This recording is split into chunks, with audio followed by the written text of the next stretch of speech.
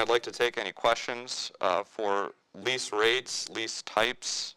It's a pretty complicated subject, but it applies to any real estate occupier. Doug? In a triple net lease, what do you find typical as far as capital replacements, as far as fully the tenant's responsibility, landlord amortizes it over the balance of the lease or balance of the equipment? What do you typically see in that? Sure. The question was, so you're a tenant, and theoretically the landlord should be gaining reserves and saving up reserves for the property when the roof needs to go or the parking lot needs to be replaced. So you're paying your base rental rate as a tenant. You're paying your triple net expenses on top of your base rate.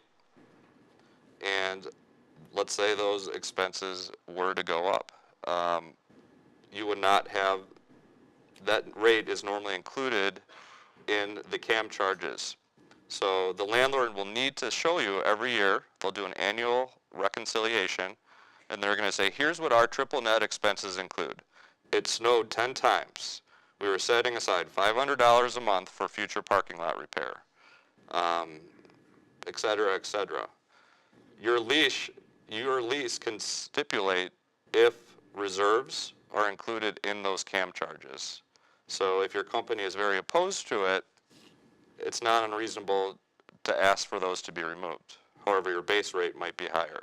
The typical reserve percentage, different people would say different things, but 5 to 10 cents a square foot at the very least, and of course depending on the building's age. Any other questions about lease rates, lease types? Again, you always want to know your net rental rate.